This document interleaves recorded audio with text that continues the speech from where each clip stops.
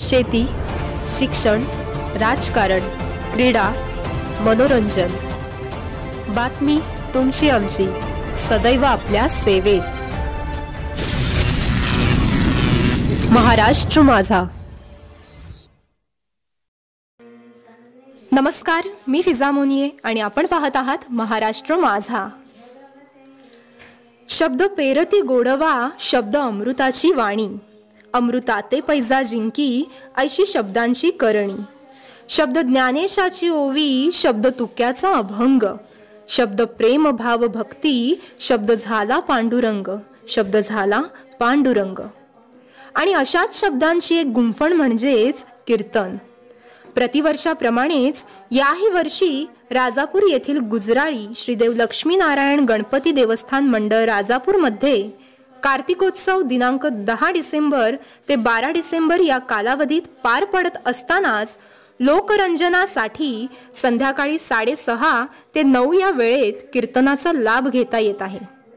दिग्गज कीर्तनकारांपासून ते अगदी नवोदित कीर्तनकार कलाकारांना आपली प्रतिमा जगासमोर सादर करण्याची संधी नेहमीच या मंडळाकडून दिली जाते. असाच एक कीर्तन कलेतील उभरता चेहरा ह.भ.प. सौरमा प्रशांत ठाकूर नाटे यांना कीर्तन कला सादर करण्याची संधी या मंडळाने दिली आहे. आणि हो, कोरोना महामारीचा विचार करूनच जास्त गर्दी न करता हा कार्यक्रम मोठ्या उत्साहात पार पडत आहे. यासाठीच ज्या कीर्तनप्रेमींनी प्रत्यक्ष कीर्तनाचा लाभ घेतला नसेल त्या सर्वांसाठी महाराष्ट्र माझा घेऊन आला आहे हे संपूर्ण कीर्तन केवळ आपल्यासाठी. नमस्कार, माझं नाव रमा प्रशांत ठाकूर. आधीच माझं नाव प्रिया विजय पुरोहित असेल. मी गेली 4-5 वर्ष कीर्तन करते आणि देवगड त्यानंतर असं इथे रत्नागिरी भागात माझी कीर्तनं झाली. आतापर्यंत जवळजवळ 50 कीर्तनं झाली असतील. मला हा कीर्तनाची गोडी मला कशी लागली तर लहानपणापासून आमच्या इथे उत्सव होता, त्यात मी कीर्तन ऐकत होते आणि काहीतरी सगळ्यांपेक्षा वेगळं करावं म्हणून मी हे क्षेत्र निवडलं आणि त्याला संगत एकेकाची लाभत गेली. माझे आई वडील त्यात सहभागी होते, त्यांनी मला प्रोत्साहन दिलं. मी 12वी नंतर कीर्तन शिकण्यासाठी पुण्यामध्ये गेले आणि नारद मंदिरात हरिकीर्तनोत्तेजक सभेमध्ये मी 1 महिन्याचा वासंतिक वर्गाचा कोर्स केला कीर्तनाचा आणि तिथून मग माझ्या कीर्तनाला सुरुवात झाली. खरं तर एक कीर्तन मी असंच शिकायच्या आधी केलं होतं, सगळ्यांच्या पाठिंब्यानं. काकांच्या घरी केलं होतं ते कीर्तन. सगळेजण अगदी मला कौतुकानं सांगत होते की छान करतेस, तालासुराची जाण आहे, तर कीर्तन शिकायला जा. आणि म्हणून मी त्या वासंतिक वर्गाला कीर्तन शिकायला गेले आणि 1 महिना छान तिथे राहून शिकलं आणि मग त्यानंतर कीर्तन करायला सुरुवात केली. आत्तासुद्धा शिक्षण चालू आहे. श्री महेश बुवा काणे यांच्याकडे मी कीर्तन शिकते. आत्ता 3री परीक्षा देणार आहे मी कीर्तनाची. अशी ही माझी कीर्तनाची वाटचाल आहे. त्याच्यात सगळ्यांचंच योगदान आहे. माझ्या माहेरची माणसं, सासरची माणसं, आत्तासुद्धा सासरची माणसं घरी आहेत, त्यांचा पाठिंबा आहे म्हणूनच मी हे कीर्तन करू शकले. त्याबद्दल सगळ्यांचेच मी आभारी आहे आणि हा माझा असा कीर्तनाचा प्रवास आहे. धन्यवाद. यावर्षी असे मनात विचार आला होता की नवोदित लोक जे आहेत त्यांना आपण या ठिकाणी बोलवावं. तर तिने सांगितलं चिपळूणचे महेश काणे जे आहेत बुवा, त्यांच्याकडे तिने शिक्षण घेतलेलं आहे. गेली 4-5 वर्ष ती कीर्तन करते. तसे तबलासा त्या ठिकाणी आदित्य केळकर बसलेला आहे. हा 3ऱ्या पिढीचा आकाशभाऊ केळकरांचा हा नातू, पण आज तो या ठिकाणी आलेला आहे. त्याचं आपण स्वागत करूया. आणि इथं पेटीसा मंदार चांदोरकर हेही नवीनच आहेत, नांदेडहून आलेले आहेत. त्यांची साथ आता आपल्याला कीर्तनातच पाहायला मिळणार आहे.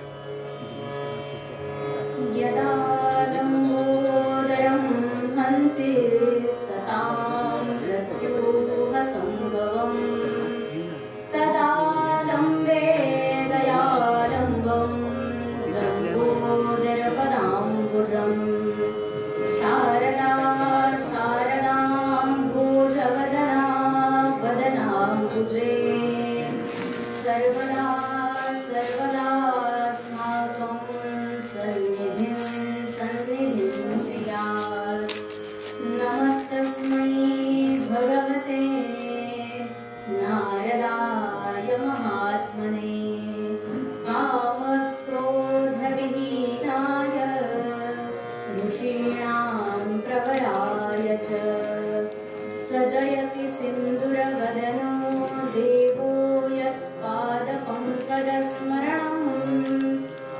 सरमणिरिवतमसां राशिं नाशयति विघ्नानां शान्ताकारं भुजगशयनं पद्मनाभं सुरेशं विश्वाधारं गगनसदृशं केवलं ज्ञानमूर्तिम्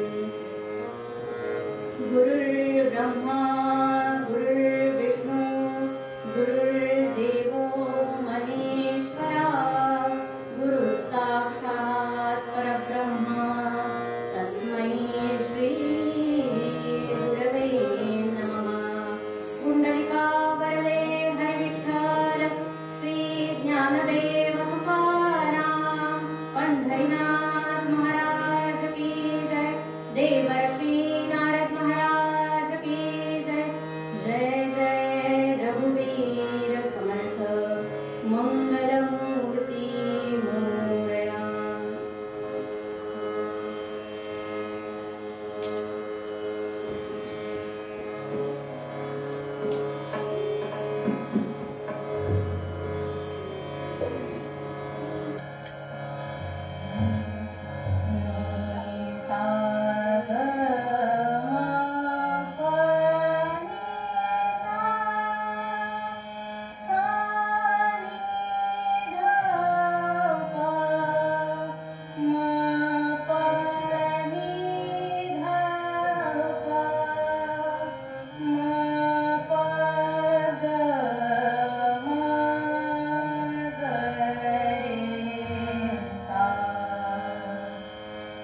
जय जय राम कृष्ण हरि राजा राम।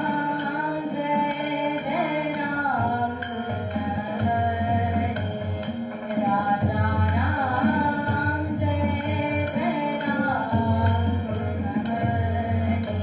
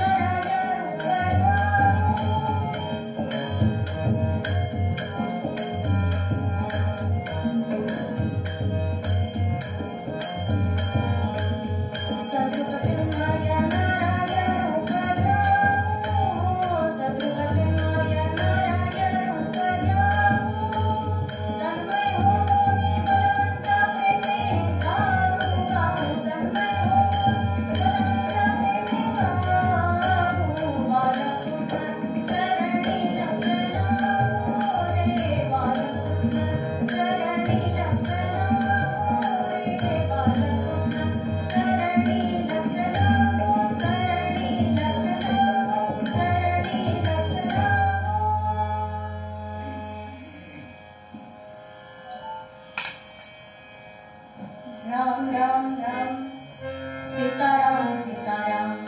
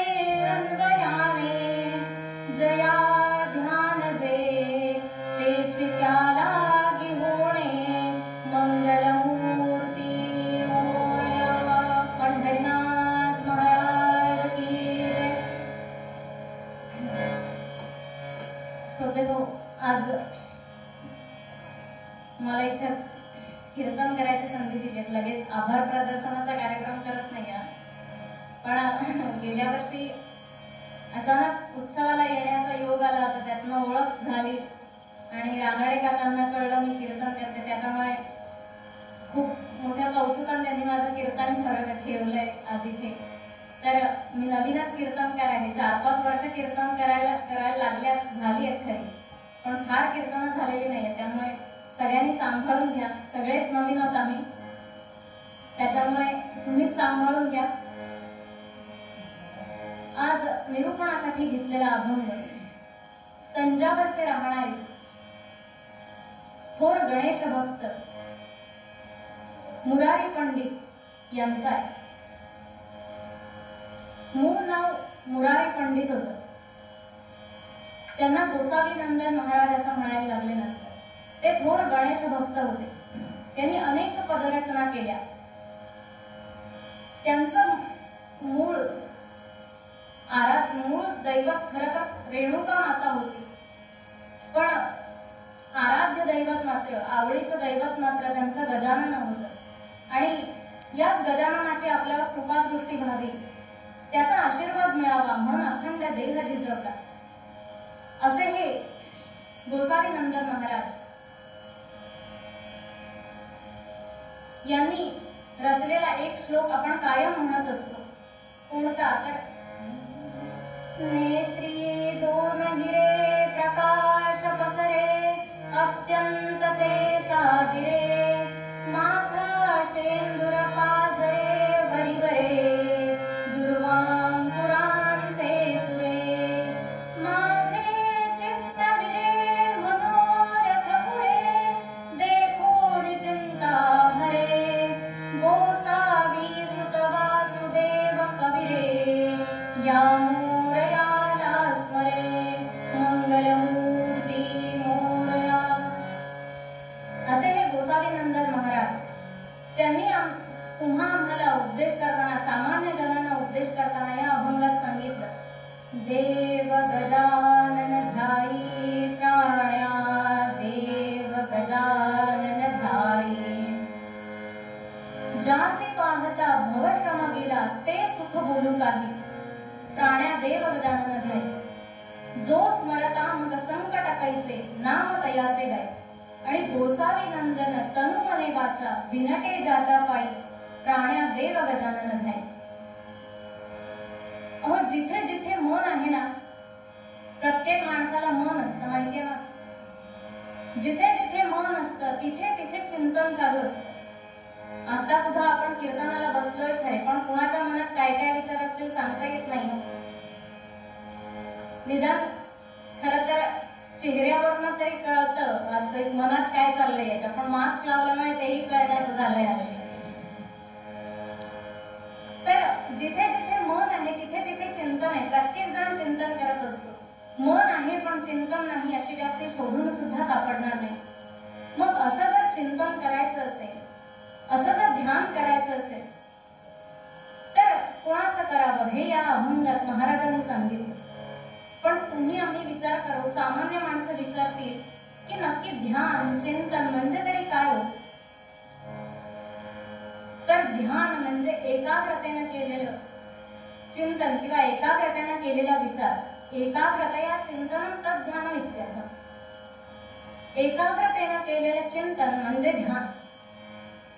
मग अशा या ध्यानानं काय होतं तर सुयोग्य ध्याने मन शुद्ध होते, सुयोग्य ध्याने अघनष्ट होते, सुयोग्य ध्याने हरिप्राप्ती होते. काय काय होतं तर सुयोग्य ध्यानानं म्हणजे योग्य ध्यान केल्यानंतर आपलं मन चांगलं बनतं, सत्शील बनतं. सुयोग्य ध्यानानं अघनष्ट होतं म्हणजे संकट किंवा दुःख दूर होतात. आणि सुयोग्य ध्यानानं हरीची प्राप्ती होते. म्हणून ध्यान करा असं सांगितलं. अहो अळीस भ्रमराचा अध्यास खोटा भ्रमरपणा येईस. तारकाश्रम स्वामी महाराज एका पद्यात म्हणाले की ही जी अळी आहे ना, एक छोटीशी अळी, तिचं ध्यान काय चालू असतं, तिच्या मनात सतत विचार काय चालू असतो तर कोणीतरी कीटक दुसरा येईल, मला टोचेल, मला खाईल. आणि सातत्यानं हे ध्यान केल्यामुळे काय होतं तर ती अळी त्या कीटकाप्रमाणे होऊन जाते. अळी होत असे कीटकाकारक आहे. म्हणजे ध्यान केल्यानं काय होतं तर आपण समोरच्या किंवा ज्याचं ध्यान करूया तसे आपण होत जातो. मग असं ध्यानाचा जर एवढा परिणाम आपल्यावर होत असेल तर असं ध्यान करण्याकरता कोणाचं ध्यान करावं? आपलं हे असं ध्यान जगात दिसू नये म्हणून कोणाचं ध्यान करावं? तर गोसावी नंदन महाराज सांगतात की देव ध्यान, देवाचं ध्यान करा. कुठल्या तरी माणसाचं किंवा अन्य कुठल्या तरी गोष्टीचं ध्यान करण्यापेक्षा देवाचं ध्यान कर. मग आम्ही परत प्रश्न विचारतो की आपल्याकडे तर 33 कोटी प्रकारचे देव आहेत. आपल्या भारतीय संस्कृतीत 33 कोटी प्रकारचे देव आहेत. तर कुठले कुठले विचारायला गेला तर मलाही सांगता येणार नाही. पण असं म्हणतात की 33 कोटी प्रकारचे देव आपल्याकडे आहेत. मग सामान्य माणूस साहजिकच आहे की तो विचारणार आता यातल्यापैकी नक्की कुठल्या देवाचं ध्यान करायचं. त्याचंही उत्तर गोसावी नंदन महाराजांनी सांगून ठेवलं. ते म्हणतात देव गजानन ध्यायी प्राण्या, देव गजानन ध्यायी. गोसावी नंदन महाराजांनी सांगितलं की गजाननाचं ध्यान कर. गजाचं म्हणजे हत्तीचं मुख असलेला, आनन म्हणजे मुख तोंड, असा हा गजानन आहे. त्याचं ध्यान आम्ही करावं. हा गणेश हे गजानन हे तत्व कसं आहे तर तुकाराम महाराजांनी एका अभंगामध्ये याचं सुंदर वर्णन केलं.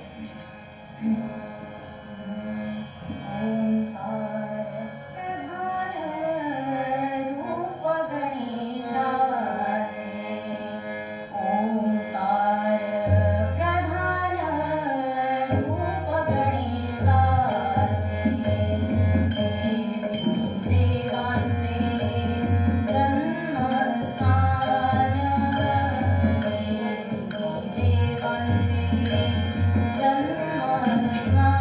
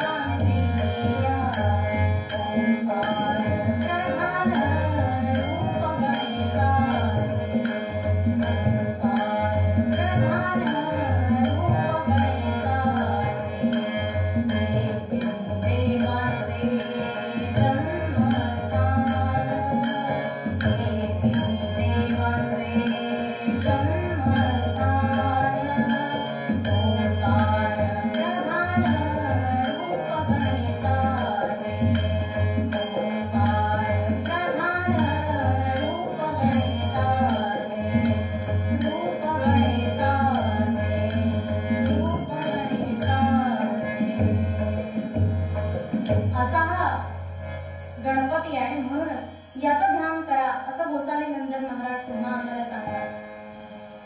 या गणपतीचा जर गणपतीची मूर्ती जर आपण बघितली तर ती प्रतिकात्मक आहे. प्रत्येक अवयवाकडनं आपल्याला काहीतरी शिकायला मिळतं. या गणपतीचा भालप्रांत जर बघितला, कपाळ जर बघितलं तर ते विशाल आहे. ज्याचा भालप्रांत विशाल असतो ती माणसं किंवा ती व्यक्ती बुद्धिमान समजली जाते. बुद्धिमत्तेचं ते प्रतीक आहे. या गणेशांचे डोळे जर बघितले तर ते अतिशय सूक्ष्म आहेत. म्हणजेच काय, कुठल्याही गोष्टीकडे बघताना आधी सूक्ष्म दृष्टीनं बघा, त्याचा खोलात जाऊन विचार करा. एखादी गोष्ट कानावर आली आणि लगेच प्रतिक्रिया देऊ नका, तर सूक्ष्म विचार करा. या गणेशांचे कान बघितले तर ते सुपासारखे मोठे. सुप काय काम करतं हे इकडच्या वर्गाला जास्त माहित असेल. अर्थात इकडचा वर्गही लॉकडाऊन मध्ये काम करायला लागला असेल म्हणा, तेव्हा त्यांनाही अंदाज आला असेल. पण सूप काय करतं तर जे चांगलं धान्य असतं ते कोपऱ्यात साठवून ठेवतं आणि जे हिणकस असतं, खराब असतं ते पुढे उडवून देतं. तसेच हे गणेशांचे कान आहेत. जे चांगलं असेल तेच फक्त कानामध्ये साठवून ठेवायचं, बाकीच्या सगळ्या गोष्टी सोडून द्यायच्या. एखादा तुमच्या आमच्याबद्दल वाईट बोलतोय, द्या सोडून. उगाच कशाला भांडत बसायचं, एवढा वेळ तरी कोणाला आहे. हे गणेश आपल्याला त्यांच्या शरीरातनं किंवा त्यांच्या त्यांची जी मूर्ती आहे त्याच्यातनं आपल्याला शिकवत आहे. यांची पावलं बघितली तर अतिशय छोटी आहेत. शरीराच्या मानानं पावलं खूपच छोटी आहेत. ती काय शिकवतात तर कुठलंही कार्य करायला सुरुवात करताना आधी छोटी छोटी पावलं टाका. एकदम पुढे मजल मारू नका. एकदा का तुम्हाला त्याच्यात गती आली की तुमची प्रगती होणारच आहे. या गणपतीचं पोट बघितलं, उदर जर बघितलं तर ते खूप विशाल आहे. ते काय शिकवतं आपल्याला तर सगळ्यांचे अपराध तुम्ही पोटात घाला. कोणावरही चिडू नका, कोणावरही रागवू नका, असं हे पोट शिकवतं. आणि राहिलं ते म्हणजे यांचा शुंडादंड, म्हणजे ह्या गणपतीची सोंड. ती सोंड काय करते हो? आता गणपतीला प्रत्यक्ष बघितलं नसेल पण हत्तीला तरी कमान बघितलेलं असेल. हत्ती तो काय करतो त्याच्या सोंडेत तर तांदूळ ठेवले त्याच्या समोर तर त्या तांदळातला एक दाणा उचलण्याची कला सुद्धा त्या हत्तीमध्ये असते.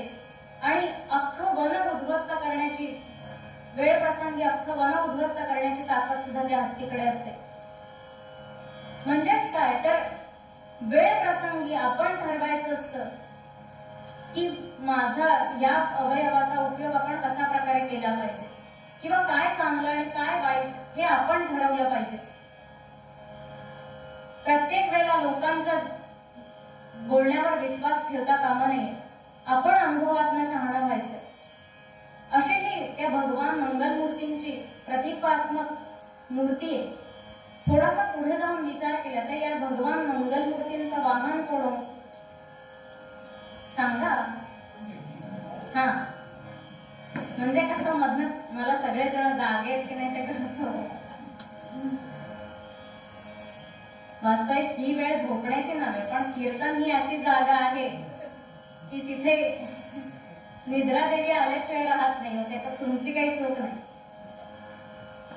त्यामुळे या गणपतीचं वाहन काय तर उंदीर. उंदीर एवढासा असतो, त्याचा रंग काळा. तसंच माया सुद्धा सूक्ष्म आहे. माया सुद्धा काळी आहे. हा उंदीर काय करतो तर चांगल्याचा नाश करणं हा त्याचा उद्योग आहे. तुम्ही बघा कोणाच्या घरात उंदीर नाही असं होत नाही सहसा. आपण बघतच असतो काय चांगल्या गोष्टी असतील त्याची हे उंदीर वाट लावतात.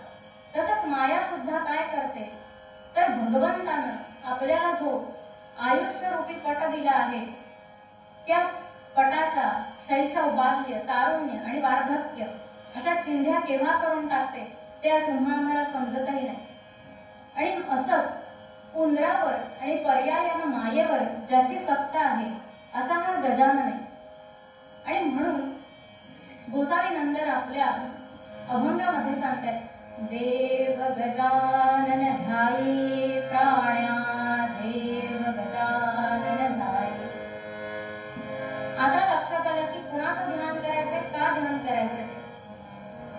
शास्त्रकारांनी सांगितलं की विद्यारंभे विवाहेच प्रवेशे निर्गमे तथा संग्रामे संकटे चैव विघ्नस्तस्य न जायते.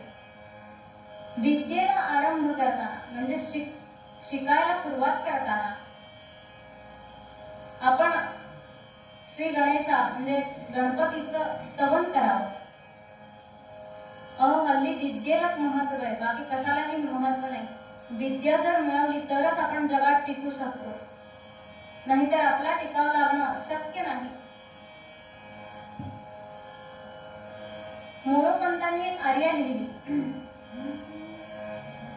विद्येने समनुजा विद्येने समनुजा आले श्रेष्ठत्व या जगा माझी.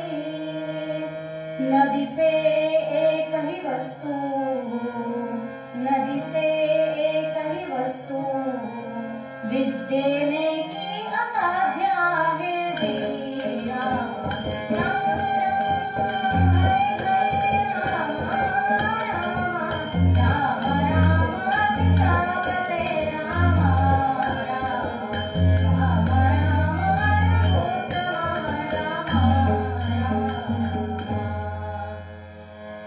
विद्या घेतल्यानंतर, विद्या आत्मसात केल्यानंतर एकही गोष्ट माणसाला अशक्य नाही. त्यामुळे विद्या ही अत्यंत महत्वाची आहे. मग अशा विद्येला प्रारंभ करताना कुणाचा तरी पाठिंबा असणं, आपल्या पाठीवर वरद हस्त असणं आवश्यक आहे. तरच आपल्याला तो अभ्यास येईल, ती विद्या प्राप्त होईल. पूर्वी म्हणजे पूर्वीच्या काळची माणसं, काही जी ज्येष्ठ श्रेष्ठ मंडळी दिसत आहे, ती पूर्वी जेव्हा शाळेत जायची तेव्हा धूळ पाटीवर त्यांना पूर्वी श्री गणेशाय नमः असं शिकवलं जायचं. पूर्वी सगळ्यात पहिल्यांदा शाळेत जायचं तेव्हा.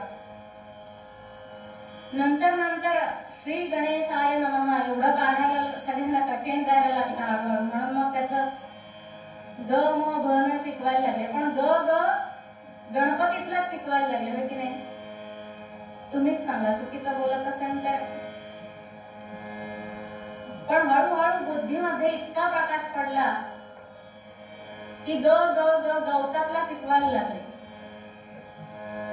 त्यानंतर तर इतका प्रकाश पडला की हे गवत खाणारा जो चतुष्पाद प्राणी आहे तिथपर्यंत मजल गेली. हो, इथे कोणी शिक्षक असेल तर त्यांनी मनाला फार लावून घेऊ नका, कारण की तुमची चूक नव्हे, ही सिस्टीमची चूक आहे. असे हे ग धडे शिकवायला लागले मास्तर, आणि हे आमचे ग धडे गिरवायला लागले. असो, तो आपला विषय नाही. तर विद्येला आरंभ करताना श्री गणेशाय नमः असं शिकवलं जायचं. म्हणजे तिथे सुद्धा गणपतीचं स्तवन करत होते. विवाहाच्या वेळेला घरातनं बाहेर पडताना, एखादं चांगलं काम करायला जाताना किंवा एखादं चांगलं कामाची सुरुवात करताना, अगदी काहीही असलं तरीही गणपतीचं स्तवन केलं जातं. एखादी पोथी लिहायची झाली तरी सुद्धा तिथे गणपतीचा उल्लेख असतो. मग ते दत्त महाराजांची पोथी असू दे, नाही तर आणखीन कोणाची पोथी असू दे.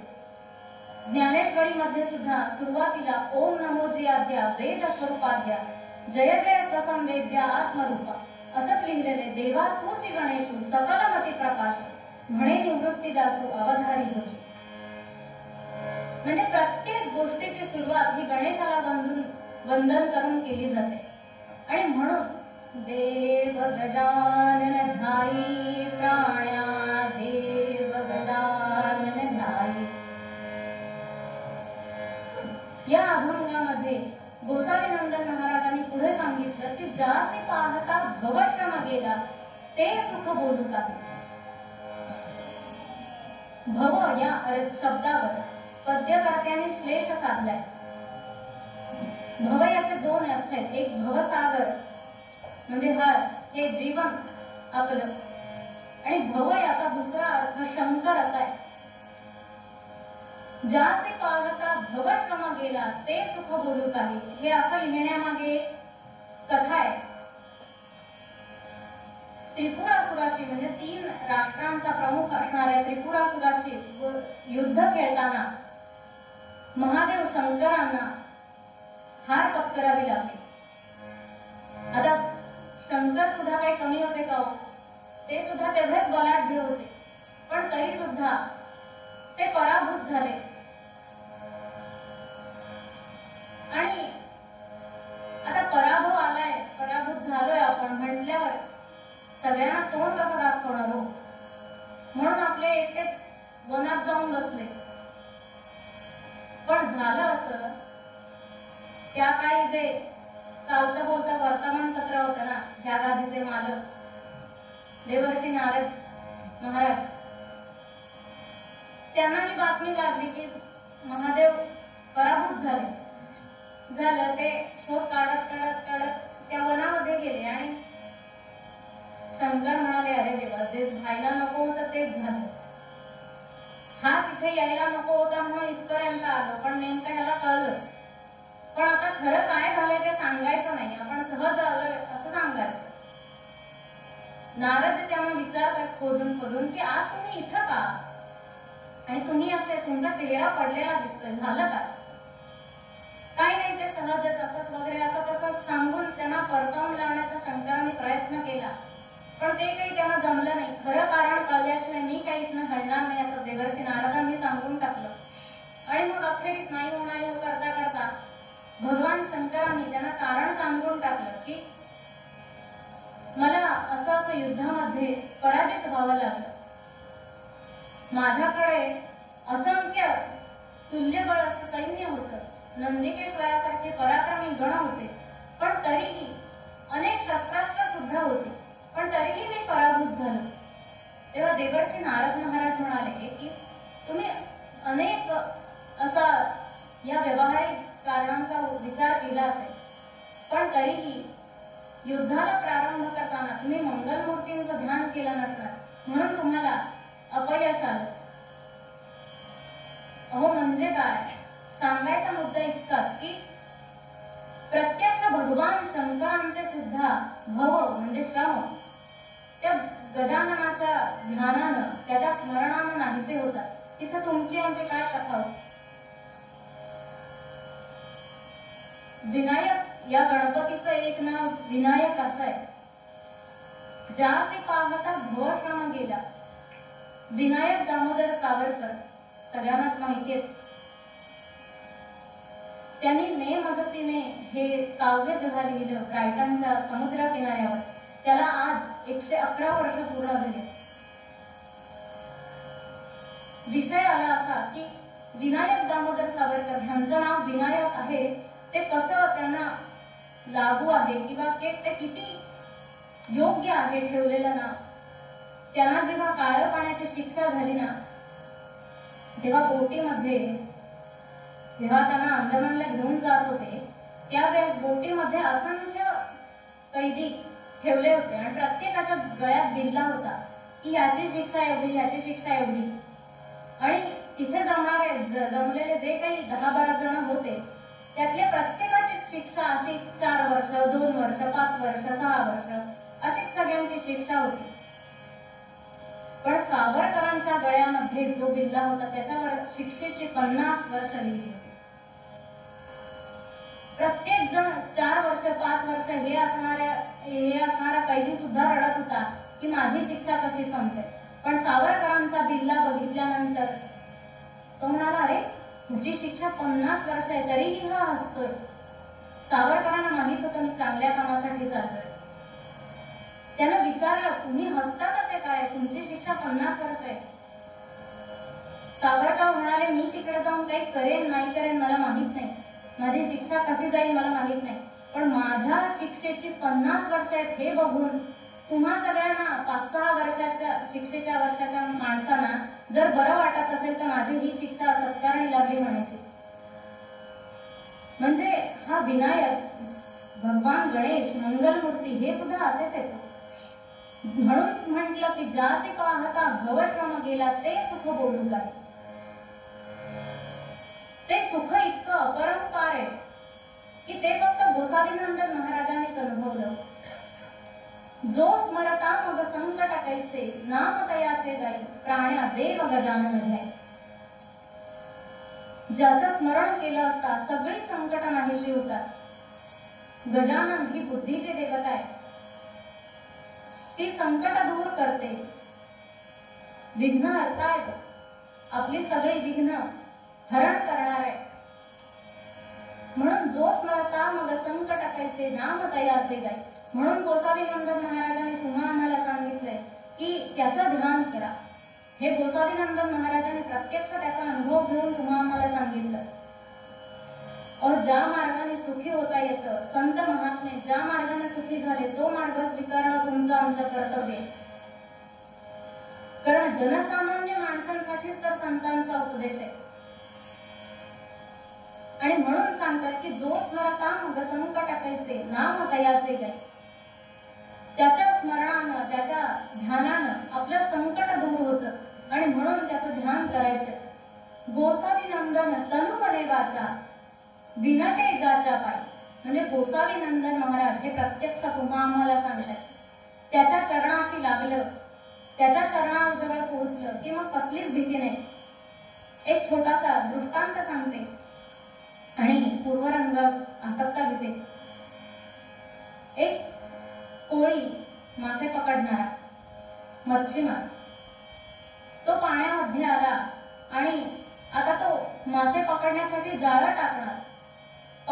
पायाशी आल्यानंतर काय होतं किंवा आपला उद्धार कसा होतो हे सांगायचंय मला. एक कोळी तो मच्छीमारीसाठी समुद्रामध्ये आला आणि त्या समुद्रामध्ये अनेक लहान मोठे मासे होते आणि त्यांच्यामध्ये चर्चा चालली आहे की कुठे उभं राहिल्यानंतर किंवा कुठे थांबल्यानंतर आपण जाळ्यामध्ये पकडले जाणार नाही.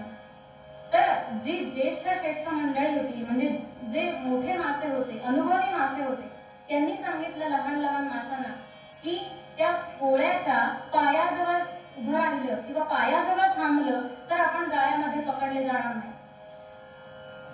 पण काही आता तरुण पिढी आहे तशी त्यांच्या त्या ह्याच्यात सुद्धा तरुण पिढी होती आणि त्यांच्या डोक्यात हवा होती. हो, मनुष्य नसला तरी मासे होते. त्यामुळे त्यांनी काय अतिशहाणपणा केला की छे तुम्ही काहीतरी सांगताय, इथे कसं उभं राहून चालेल, आपण पुढे गेलं पाहिजे म्हणजे त्याचं जाळं आपल्यापर्यंत पोहोचणार नाही. असं म्हणेपर्यंत ते पुढे गेले आणि तेवढ्यामध्ये त्या कोळ्याने जाळं टाकलं आणि ते मासे जे पुढे गेलेले होते ते त्या जाळ्यामध्ये अडकले आणि उरले कोण तर जे अनुभवी मासे होते, जे त्याच्या पायाशी उभे होते, थांबले होते, ते वाचले. आणि म्हणून काहीही झालं तरी विनटे त्याच्या पाय, या गजाननाच्या पायाशी आपण गेलं पाहिजे, त्याच्या पायाशी लीन झालं पाहिजे, आपली सुख दुःख त्याला अर्पण केली पाहिजे. शेवटी आपला करता करविता तोच आहे. कुठल्याही कार्याची मगाशी म्हटल्याप्रमाणे सुरुवात ही गणपतीच्या स्तवनानं किंवा गणपती ध्यानानं करावी. म्हणून आज हा गणपती महात्म्याचा प्रपंच हा असा गणपती आहे. आणि म्हणूनच आजच्या मूळ पद्यात गोसावी नंदन महाराज तुम्हा आम्हाला सांगतात,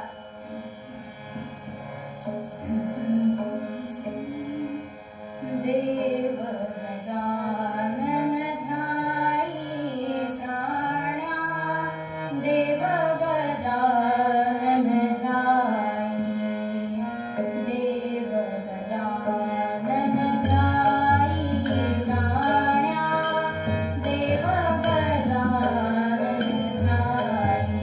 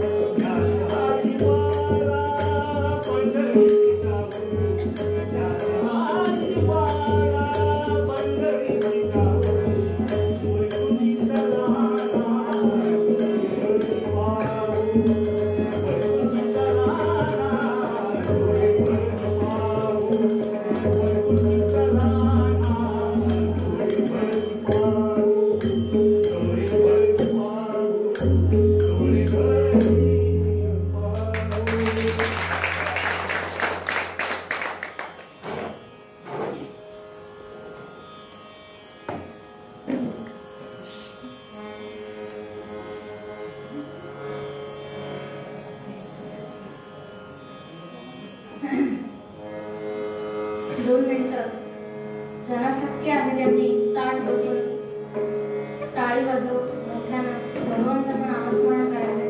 2 मिनिटं नामस्मरण करूया आणि कथाभंगाकडे वळूया.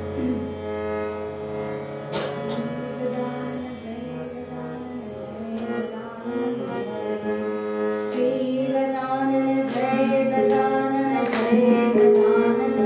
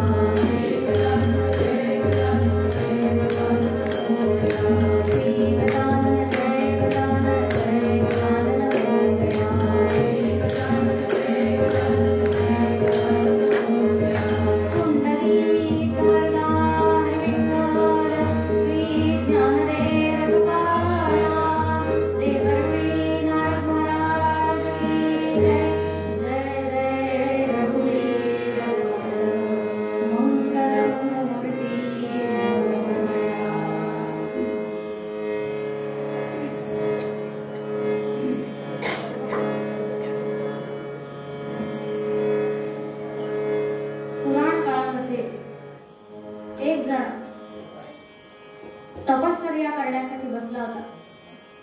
ब्रह्मदेवाची तपश्चर्या करत होता. ब्रह्मदेव प्रसन्न व्हावे म्हणून ह्याचं तप चाललं होतं आणि अनेक वर्ष लोटली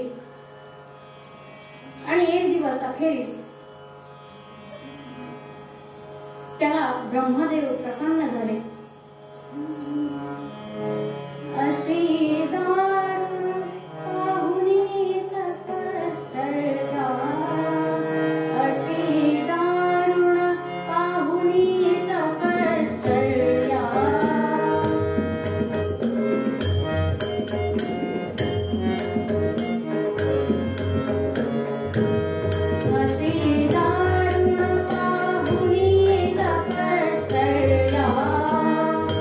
Yeah.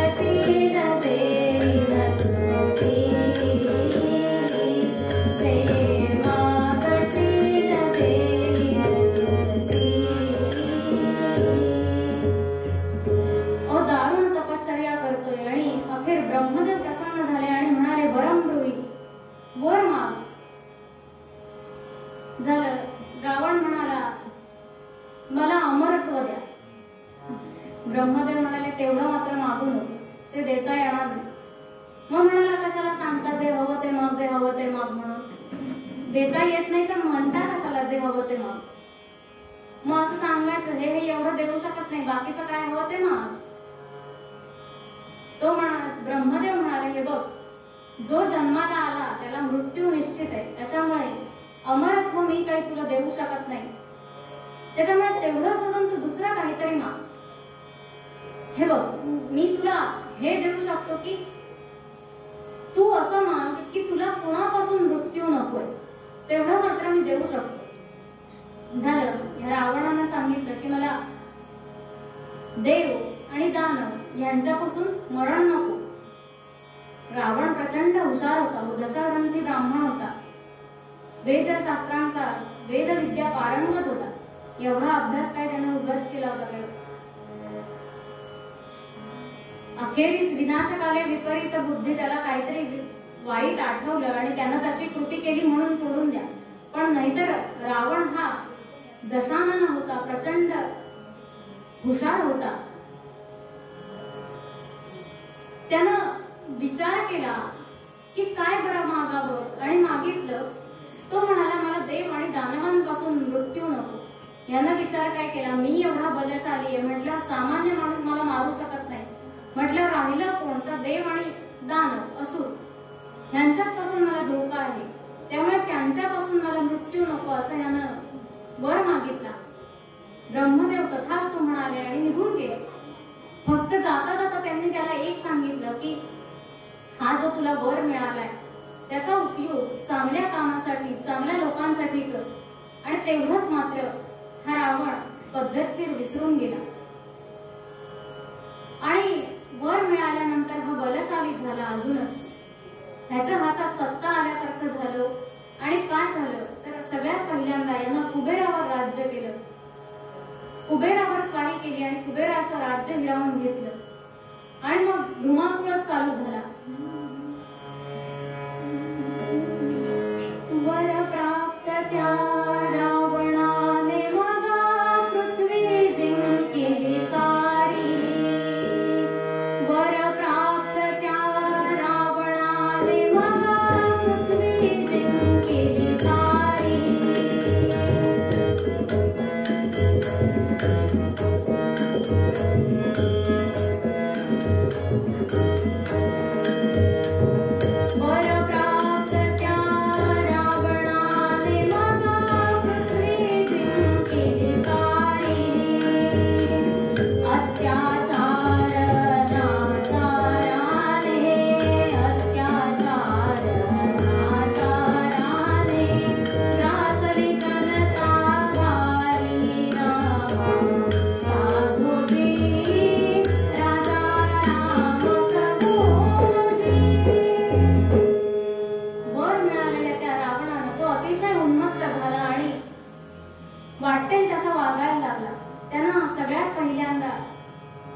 ज्या राज्यामध्ये पूजा अर्चा चालू होत्या त्या सगळ्या बंद करून टाकल्या.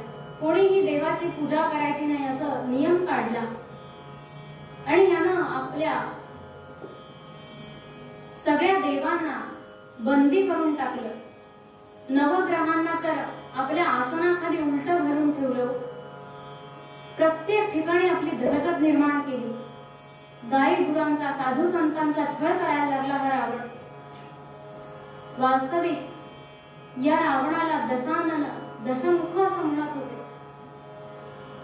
तर एखादा प्रत्येक गोष्ट ही प्रतिकात्मक असते. एखादा मला कीर्तन संपल्यानंतर विचारेल की रावणाला 10 तोंड होती, मग तो झोपायचा कसा, त्याला तोंडांचा त्रास व्हायचा नाही का असं कोणतरी विचारेल मला. पण अहो त्याची 10 तोंड किंवा त्याला दशानन, दशमुख का म्हणत होते तर तो वेदातल्या एकेका रुचेवर जर बोलायला लागला ना तर 10-10 जणांना समोरच्या गप्प करत होता. आणि म्हणून त्याला दशमुख किंवा दशानन असं म्हणत होते. तो इतका हुशार होता, त्यानं सगळीकडे धुमाकूळ घातला. कोणीही देवाची पूजा करायची नाही, आता मीच फक्त या पृथ्वी त्याला श्रेष्ठ आहे असं तो सगळीकडे सांगत फिरायला लागला. सगळेजण अत्यंत ह्याच्या त्रासाला कंटाळले होते. काय करावं काही सुचत नव्हतं कुणालाच. सगळेजण साधू संत देव दानव सगळेच जण गुहेमध्ये लपून राहिले होते आपलं संरक्षण करण्यासाठी. रावण अतिशय माजला होता. तो कोणालाही ऐकत नव्हता. आणि एक दिवस प्रसंग असा झाला की दरबार संपवून हा रावण आपल्या घरामध्ये आला. आणि घरामध्ये आल्यानंतर त्यानं बघितलं आपली आई कैकसी ही काय करते तर पहाटेच्या वेळी ती पूजा करत बसली होती. ह्यानं बघितलं मी अख्ख्या राज्यभर फतवा काढला तिकडं कुणाचीही पूजा करायची नाही आणि माझीच आई पूजा करते हे बघून त्याला राग आला थोडासा. आणि तो बघायला गेला असा कोण देव माझ्या हातनं सुटला की आई याची पूजा करते.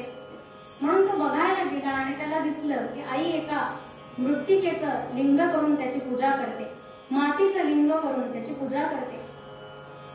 रावण दंडन पाय टाकत आला आणि म्हणाला अगं आई हे काय करतेस तू, कोणाची पूजा करतेस. तेव्हा ती म्हणाली अरे सगळ्या देवांचा देवाधिदेव महादेव भगवान शंकरांची मी पूजा करते. तो म्हणाला मी इथं एवढा बलशाली तुझा मुलगा असताना तू साधं मातीचं लिंग करून पूजा करतेस, हे शोभतं का तुला आणि मला तरी. अगं मी लंकेचा रावण आहे, मी लंकेचा राजा आहे, सोन्याच्या विटा आहेत, सोन्याचा धूर निघतोय माझ्या लंकेत आणि तू मातीचं लिंग करून पूजा करतेस.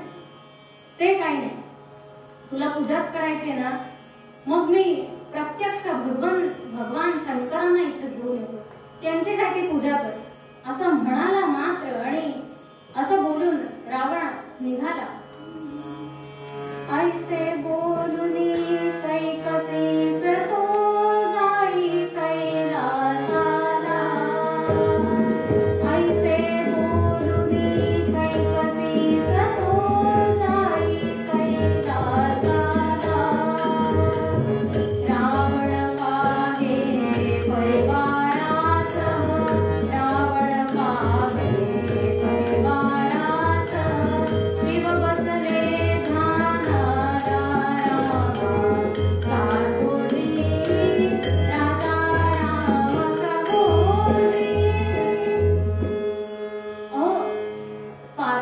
कैकसी त्याला सांगते अरे शिव भगवान शंकरांची जर म्हणजे त्यांची जर प्राप्ती करून घ्यायची असेल तर तिथे शक्तीचा प्रयोग चालत नाही, तिथे बुद्धी लागते.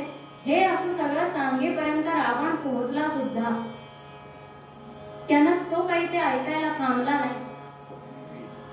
आणि रावणाला आता असा त्या पर्वतावर म्हणजे हिमालयावर पोहोचायला असा कितीसा वेळ लागणार. आणि कीर्तनकारांना एक चांगली मुभा असते, वेळ संपत आली असली तर दुसऱ्या क्षणात रावण हिमालयावर पोहोचू शकतो. वेळ जर भरपूर असला तर कसंही करत मजल दर मजल मजल दर मजल करत तो हिमालयावर पोहोचला. पण आज आता आपला पोहोचला रावण. तर तो हिमालयावर पोहोचला आणि त्यानं बघितलं काय तर शंकर महादेव पार्वतीसह आपल्या परिवारासह ध्यानाला बसले.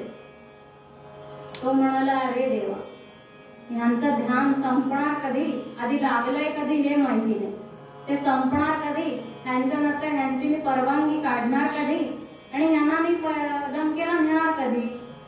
ह्याच्यामध्ये भरपूरच वेळ जाईल, उद्याचा आख्यान लावायला लागेल मला. तो म्हणाला तसं काही आपण करूया नको, आपण एवढे बलशाली आहोत, दाखवून देऊया शक्तीचा प्रयोग. म्हणून यानं केलं काय म्हणाला असंच पर्वतासकट उचलून कैलास पर्वतासकट उचलून नेतो. आणि म्हणून त्याने काय केलं तर पर्वताखाली हात घातला. हात घातला कैलासाला, हात घातला कैलासाला, पर्वत डळमळू लागे. हात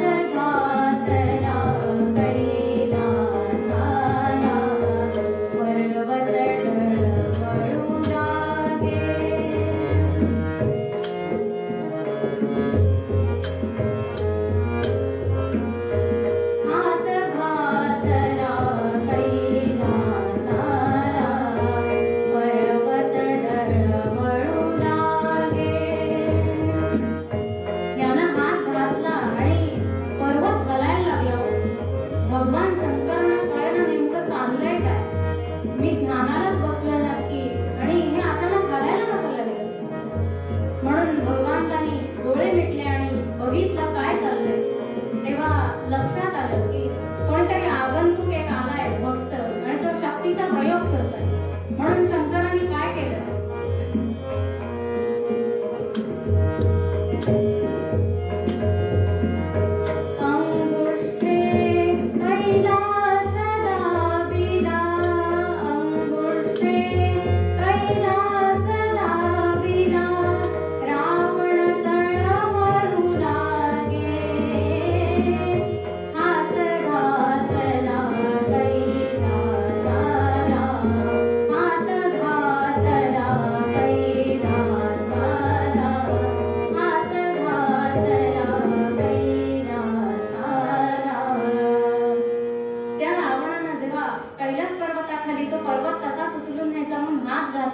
तेव्हा पर्वत डळमळला.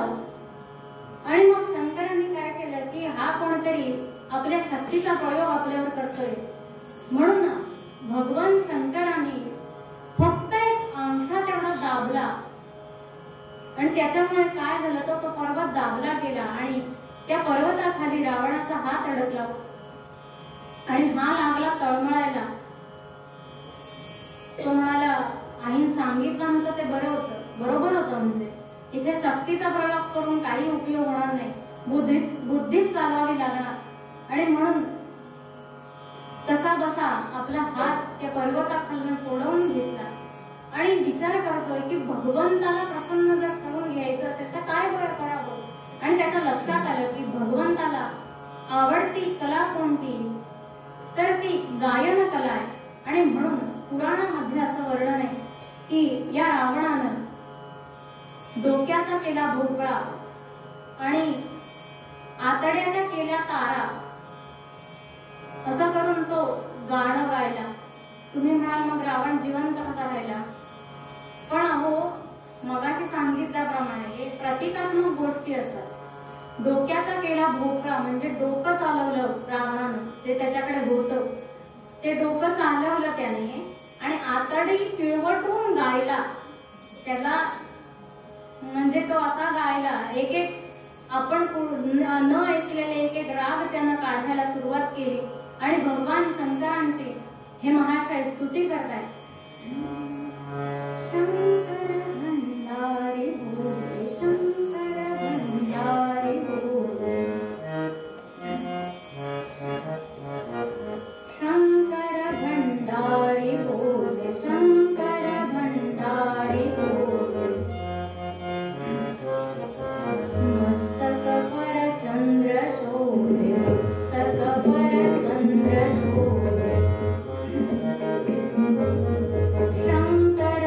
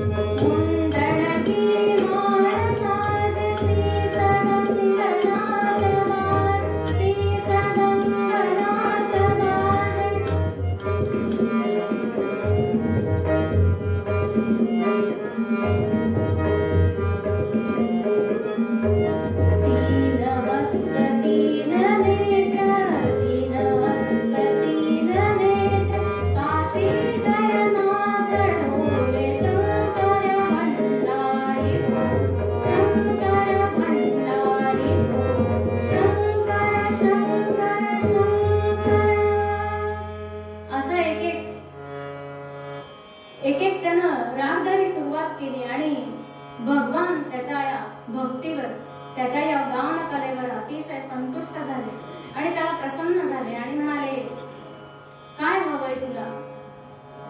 जे काय हवं असेल ते माग. तू माझी अतिशय छान सेवा केलीस, मला गायन आवडतं ते तू केलंस, तेव्हा आता काय हवं ते माग.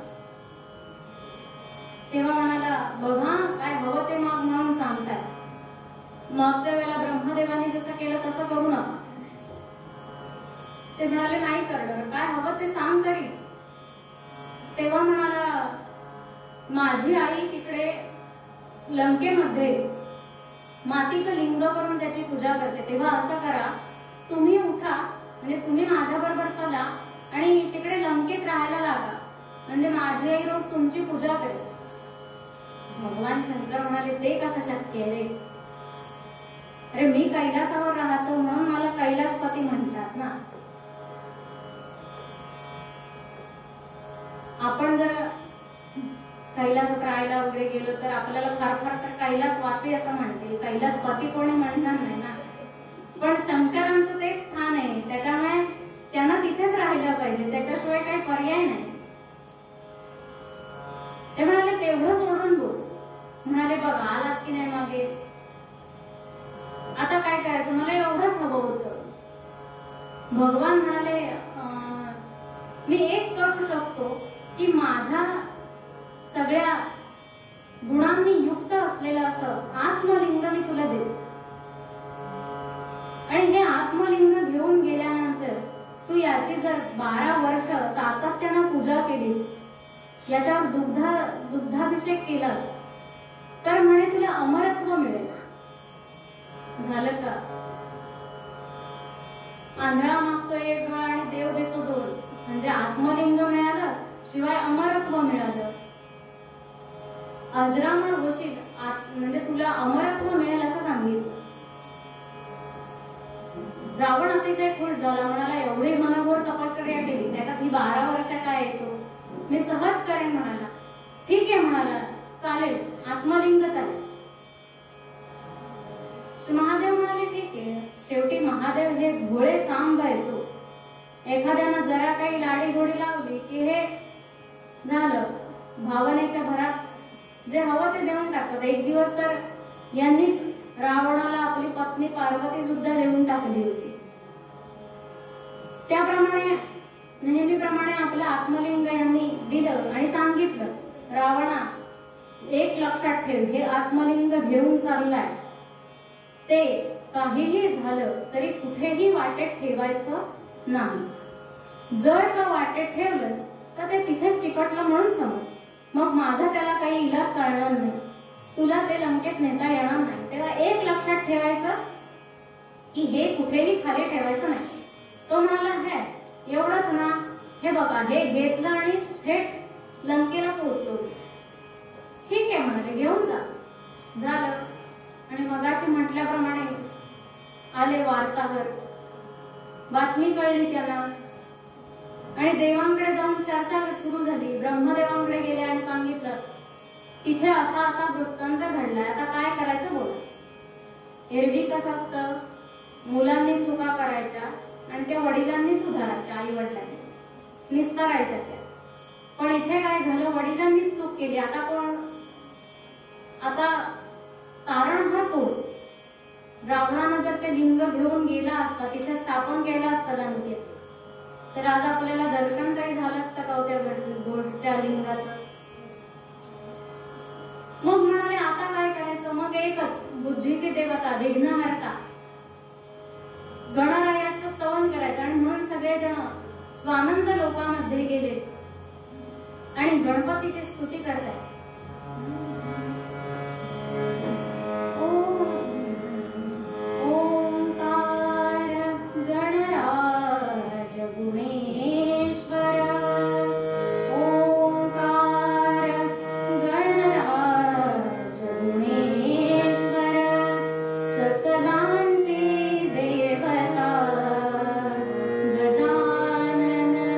नित जागृत जनहिता गजानन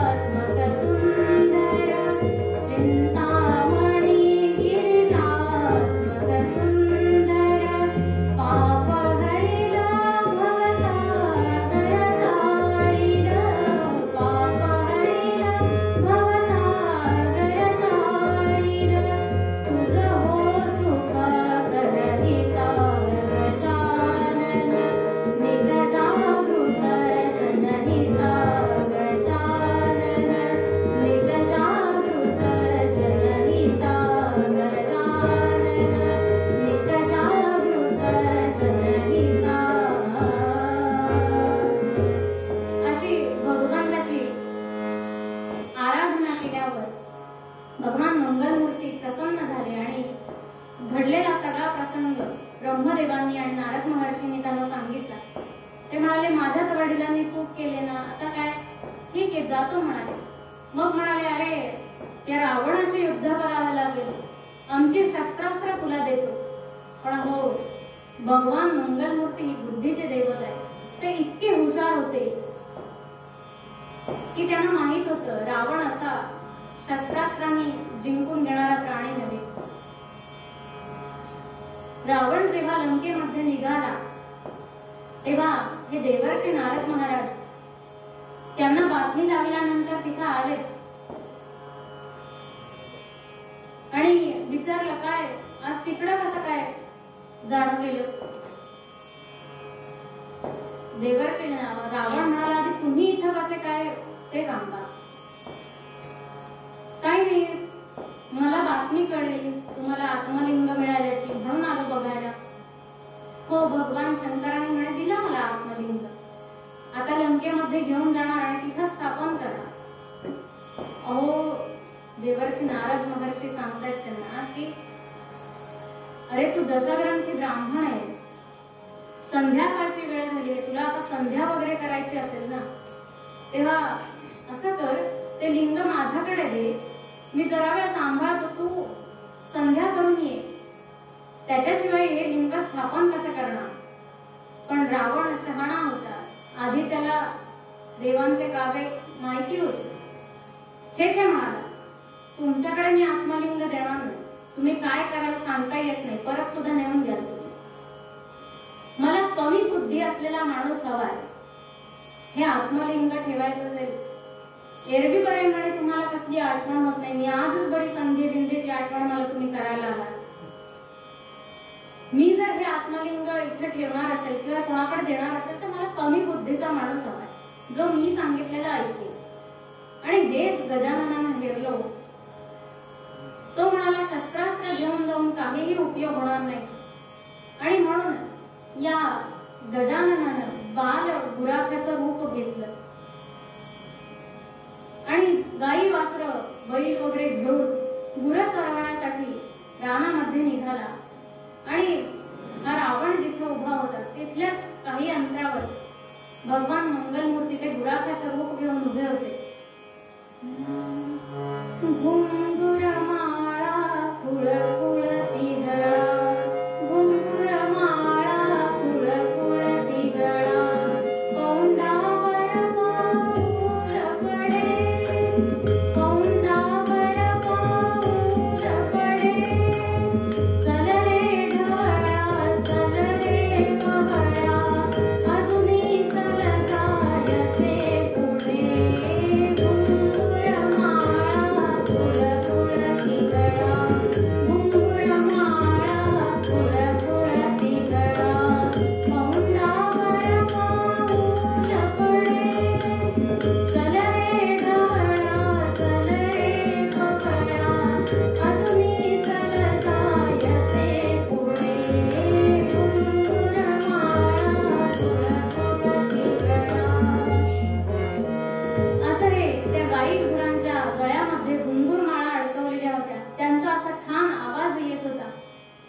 असं हे अगदी मोहक असं रूप त्या गणेशांनी घेतलं आणि लांब असे उभे.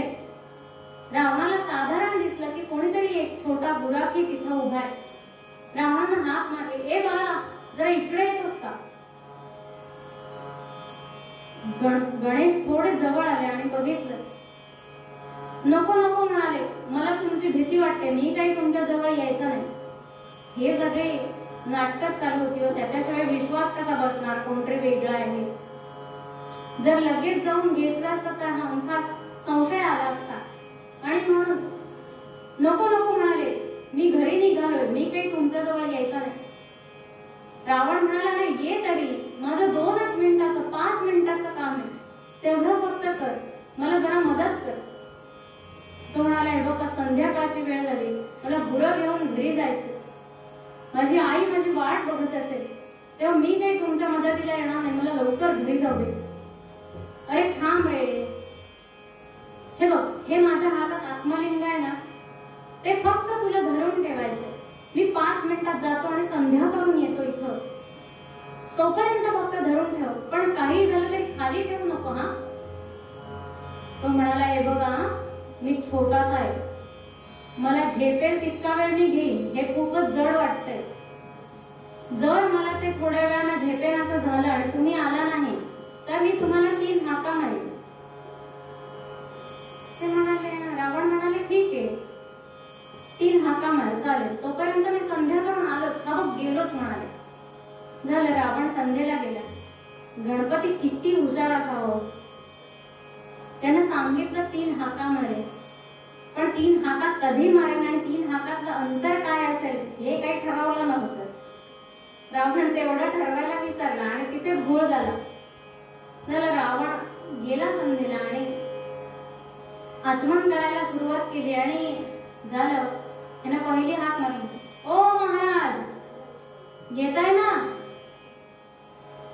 रावण म्हणाला, अरे 5 मिनिटं तरी होऊ दे, थांब जरा.